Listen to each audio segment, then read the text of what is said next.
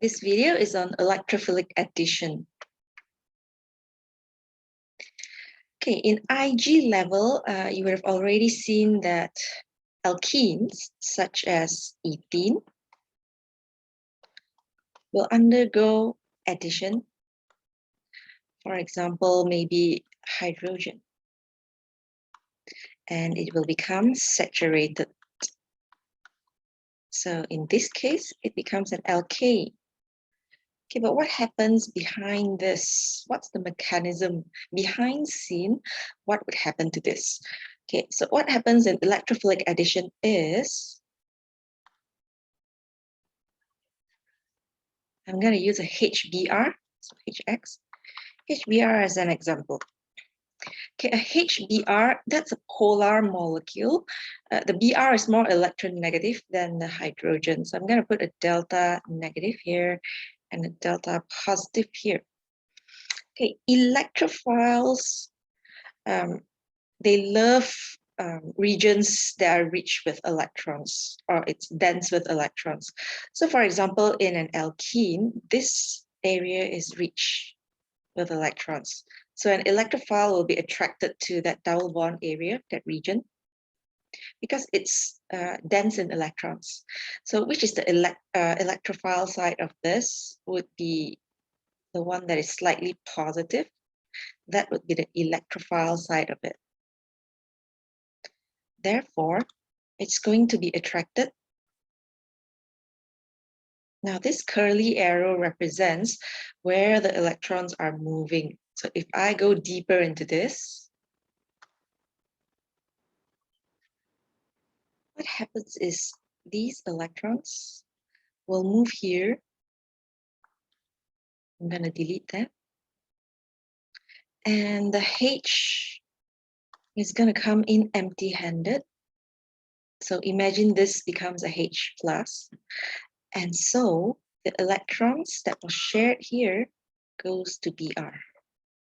So the electron, the hydrogen here came in empty-handed and got bonded with this carbon here, which means this carbon is now positively charged because it's lack of one electron here. So this carbon has 1 bond, 2 bond, 3 bond, and 4 bonds. So this carbon is fine. This carbon on the right, on the other hand, has 1 bond, 2 bonds, 3 bonds. That's why it's positively charged. And the Br now becomes negatively charged because these electrons were taken by the Br.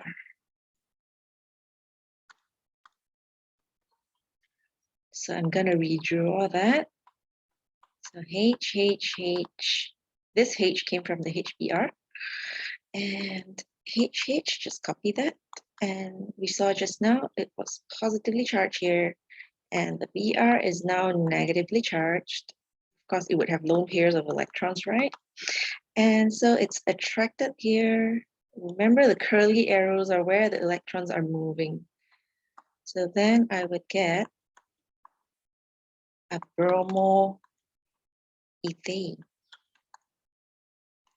So this is an electrophilic addition reaction where an unsaturated reactant becomes a saturated product. Now, if you know how to draw the mechanism for one of this, you would know how to draw for all of it. So I'm going to show water this time. Same reactant. And ethene, water,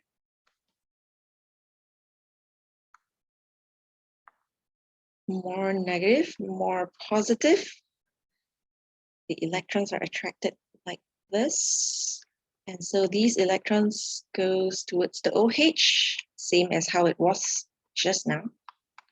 And I'll form an intermediate whereby the H is already bonded to the carbon. I'll copy the other 2H, and this carbon becomes positive, and this OH becomes negative. Now this is attracted to each other, and you get an ethanol here.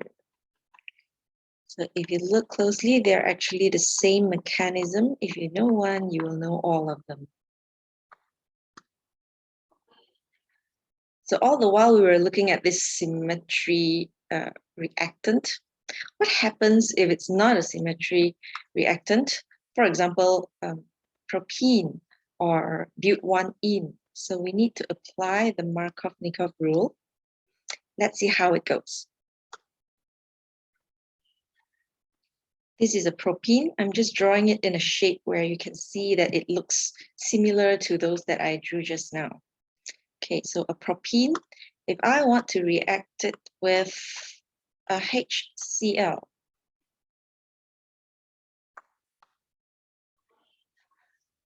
now we would need to think where to put the H and where to put the Cl. The ones above here, there's no difference. I can put the H on the left or the H on the right. It's the same thing. But for a propene, it's not symmetry. Should I put the H on the carbon that has 2H, or should I put a H on the carbon that has 1H and 1CH3? So just remember this rule. The one that is rich with H gets richer. The rich gets richer. So whoever is richer with H gets the H.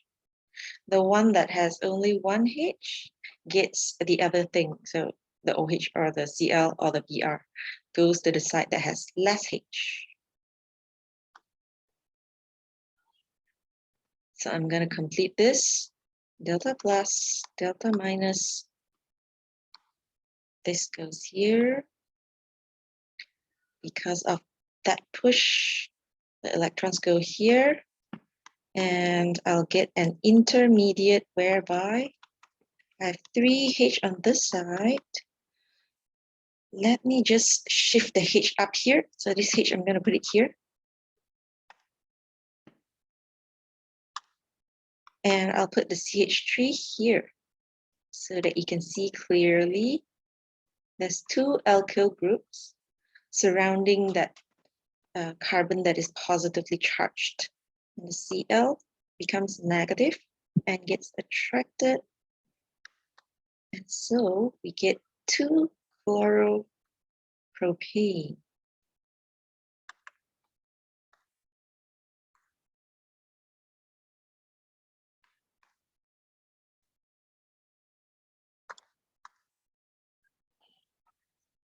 Now this is our major product.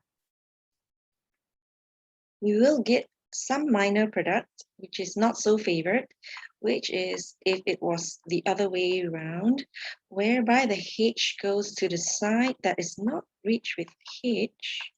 If that is the case, then this would be positively charged. The intermediate is a little bit different. So the minor product is formed if the H instead goes to this side and the Cl goes to the side that has more H. That is our minor product. And you'll get 1-chloropropane.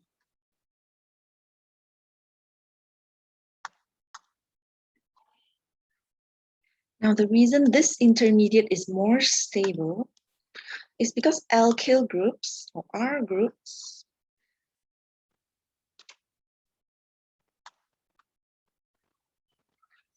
they've got a positive inductive effect.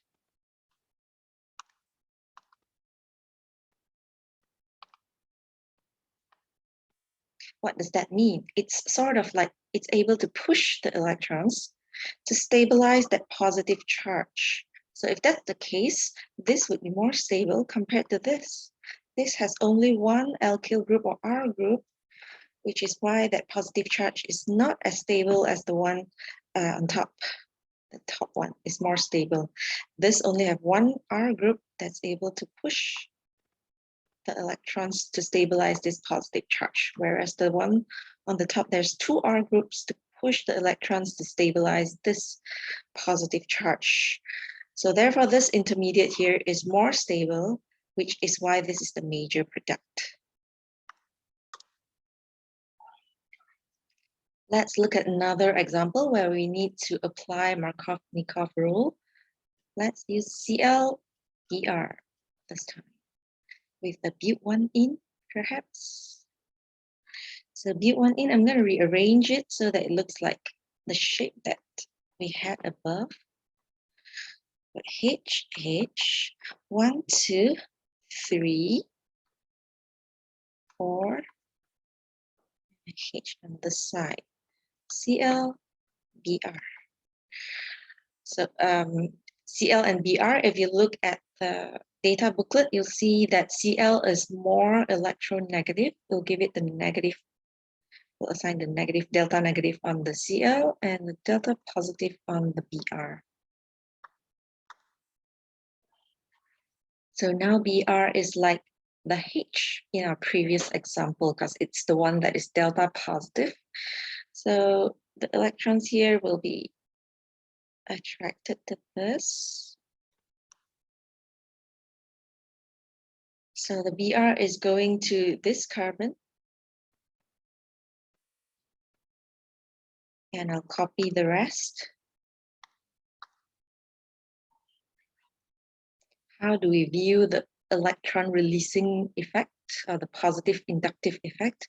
So 1R group, 2R groups are stabilizing this positive charge.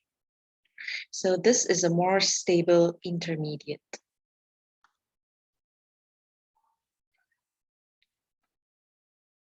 So this will be the major product where the Br is at a side and Cl is at number 2, carbon number 2. This is our major product. And of course, we're going to get a minor product as well if we draw the less favored intermediate. That would be if I were to put the Cl here.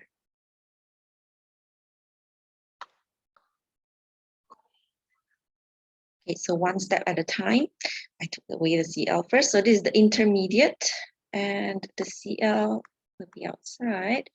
We only have one R group in this intermediate to try to stabilize that positive charge, which is not as stable as the one that has 2 to stabilize the positive charge. That is why the intermediate on the top is more stable. This one is less stable, but still it exists. And we'll get our minor product whereby the Cl is at the first carbon and the Br is at the second carbon.